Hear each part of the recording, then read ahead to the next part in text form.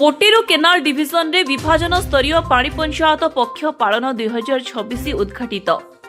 मालकानगिरी जिला जलसंपद विभाग Odisha पक्षरु पोटेरू canal division MV 79 ठारे विभाजन स्तरीय पाणी पंचायत पक्ष पालन 2026 उत्साहपूर्ण परिवेश रे अनुष्ठित होई जायछि। एही अवसर रे मुख्य अतिथि भावे ब्लॉक अध्यक्ष श्रीमती सुभाषिनी सोडी और सम्मानित अतिथि भावे श्री सपन कुमार जोग दैथिले। एहासह पूर्वतन विधायक मुकुंद सोडी, कालीमेला जोन 1 जिला परिषद सभ्या अपर्णा मंडल आदि मंचासीन होइथिले। कार्यक्रम रे श्री वीरेंद्र कुमार धारुआ मुख्यमंत्री श्री मोहन चरण माझी कार्यालय प्रेरित संदेश पठाइथिले। एही अवसर रे दक्षिण केनाल उपखंडर सहकारी निर्वाही जंत्री सुनीता प्रधानी उपस्थित थिबा समस्तंकु जल संरक्षण और सठिक व्यवहार संपर्क रे सामूहिक शपथ पाठ कराइथिले। पोटेरू जलसेचन प्रकल्पर अधीक्षण जंत्री श्री सनोज साहूंक सभापतित्व रे आयोजित एही कार्यक्रमर आरंभ रे कार्यालय सम्मेलनी कक्ष रे विभिन्न स्कूलर छात्र छात्री मानक द्वारा प्रस्तुत जल संरक्षण भित्तिक मॉडल प्रदर्शनी आयोजित होइथिला। एही अवसर रे प्रबंध प्रतियोगिता रे मनस्विनी सेठी, पदिया सोडी, कृष्ण घोष, बतपुता रे प्रतीक्षा प्रियदर्शिनी प्रधान, कल्पना चौधरी, जयंत मंडल, क्विज रे अमृता पंडा, जगदीश माढ़ी, निशा दास, चित्रांकन रे पद्मा सोडी, राज अधिकारी, सुनील राय एवं मॉडल प्रतियोगिता रे प्रतीक्षा प्रियदर्शिनी प्रधान, माधव मंडल और सुनीता माड़कामी आदि कृति छात्र छात्री मानकु मानपत्र सह अर्थराशि प्रदान करा जायथिला। पोटेरू केनाल विभाजन एमवी 79 तरफ पानी पंचायत पाक्ष 2026 अनुष्ठित होईची। चाषी माने बहुत संख्या रे एटी योगदान देइथिले। आमे सबु तांको सब आलोचना करलु।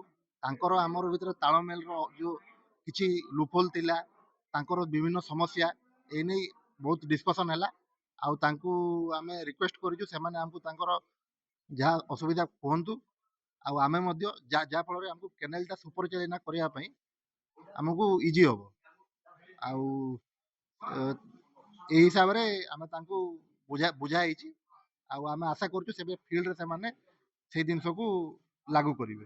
धन्यवाद। विषय गुड़ा आमर एमवी 79 रे आमर जो इरिगेशन उपर आज पक्षपात होता 2026-25 आमर जो पानी पंचायत चाषी भाई मैंने आसते आमर पड़िया ब्लॉक किसी आमर कालीमेला ब्लॉक किसी अंश लोक जो आलोचना समस्त आलोचना कौन चाषी भाई मनकर आमर पानी किसी समस्या अच्छी माने जोटा कि मेन केनाल पानी आसछि किंतु साइड केनाल आमर जो माइनर केनाल प्रॉब्लम हो तेणुक यहाँ मेन केनाल लाइनिंग आसो साइड केनाल निश्चय पानी आओ मत लाइन कले आम पा पाइपर ऊपर मुंडटा पाइबू तल मुंडटा भी पाइबू।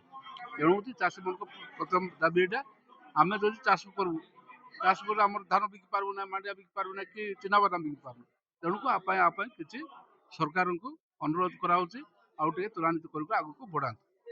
आज आमर 79 इरिगेशन कार्यालय तरफ पानी पंचायत एक कार्यक्रम करा जायछि एवं ता सहित तत्सहित उपयुक्त जलवायु जल कृषि उपरे जलसेचन एवं तार प्रजुक्ति विद्या उपर मध्य पिलाମାନଙ୍କୁ प्रोत्साहन करने उत्साहित करने किसी साइंस एग्जिबिशन बा प्रोजेक्ट आने कह जाता पिला आमर किसी स्कूल रू आछंती प्रोजेक्ट आनिकी बहुत भल भल प्रोजेक्ट भी आनी थीम भी बहुत भल रही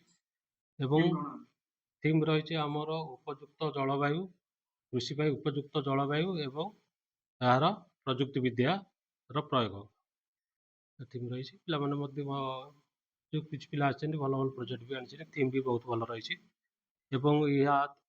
आम इरिगेशन कार्यालय गोटे भल सूचित पदक्षेप जहाँ पिला कृषि उपरे डेभलप करेंगे ज्ञान डेभलप हम और नुआ नुआ तथ्य से जापर याद्वारा लोक मैंने उपकृत हो पारे एवं सुंदर पदक्षेप गोटे रही। जय जगन्नाथ। आज माने पंचायत पक्ष पालन होता आम 7 एरिया सब पानी पंचायत बंधु मैंने आसते सार मैंने थे से जाऊ पानी पंचायत जो भाई मैंने आसते चाषी भाई मैंने आसते भल मंद बुझाबुझी है सार मैंने प्रतिश्रुति देले आपण जहाँ सुविधा असुविधा अच्छी एगुड़क आम अक्षर अक्षर पालन करूँ आदि कार किसी असुविधा अच्छी से आमको एप्लिकेशन आगे जनातु आम नलेज दिंतु आम ତାକୁ ସୁଧାର କରିବାର ଚେଷ୍ଟା କରିବୁ। ଏହାସହ ଆଜିଠାରୁ ଜିଲ୍ଲାରେ ପାଣି ପଞ୍ଚାୟତ ସଚେତନତା ରଥ ପ୍ରତ୍ୟେକ ଗ୍ରାମକୁ ଯାଇ ଜଳ ସଂରକ୍ଷଣ ସନ୍ଦେଶ ପ୍ରଚାର କରିବ। ଜିଲ୍ଲା ସ୍ତରରେ ଏହି ସଚେତନତା ରଥର ଶୁଭାରମ୍ଭ ଜିଲ୍ଲାପାଳଙ୍କ ଦ୍ୱାରା କରାଯାଇଥିବା ସୂଚନା ଦିଆଯାଇଛି। ଆଗାମୀ ଦିନରେ ଏହି କାର୍ଯ୍ୟକ୍ରମ ଜିଲ୍ଲା ସ୍ତରୀୟ ଓ ରାଜ୍ୟ ସ୍ତରୀୟ ଭାବେ ଅନୁଷ୍ଠିତ ହେବ। ଉକ୍ତ କାର୍ଯ୍ୟକ୍ରମ ପରିଚାଳନାର ଦାୟିତ୍ୱ ସବ୍ ଡିଭିଜନାଲ ଅଫିସର ଶ୍ରୀକାନ୍ତ ନାୟକ ନିଭାଇଥିବା ବେଳେ ଅତିଥିମାନଙ୍କୁ ସ୍ୱାଗତ କରିଥିଲେ ସହକାରୀ ଯନ୍ତ୍ରୀ ପବିତ୍ର ବାଗ। ଏଥିରେ ବିଭାଗର ସହକାରୀ ଯନ୍ତ୍ରୀ ରହୁନ ସିଂ, ରୁଦ୍ରାକ୍ଷ ସାହା, ଖୋଗେଶ୍ୱର ମଲ୍ଲିକ, ହରପ୍ରିୟା ବଡ଼ନାୟକ, ଅଜିତ ପ୍ରଧାନ ଓ ବିଭାଗର ସମସ୍ତ କର୍ମଚାରୀ ଆଦି ଉପସ୍ଥିତ ରହିଥିଲେ। କାର୍ଯ୍ୟକ୍ରମରେ ପାଣି ପଞ୍ଚାୟତ ସହ ଜଡ଼ିତ ଥିବା ସମସ୍ତ ଚାଷୀମାନେ ମଧ୍ୟ ଉପସ୍ଥିତ ରହି ନିଜ ନିଜର ମତ ଜାହିର କରିଥିଲେ। ମାଲକାନଗିରିରୁ ରାଜେଶ କୁମାର ଓଝାଙ୍କ ରିପୋର୍ଟ, ସ୍ୱାସ୍ତିକ ନ୍ୟୁଜ୍।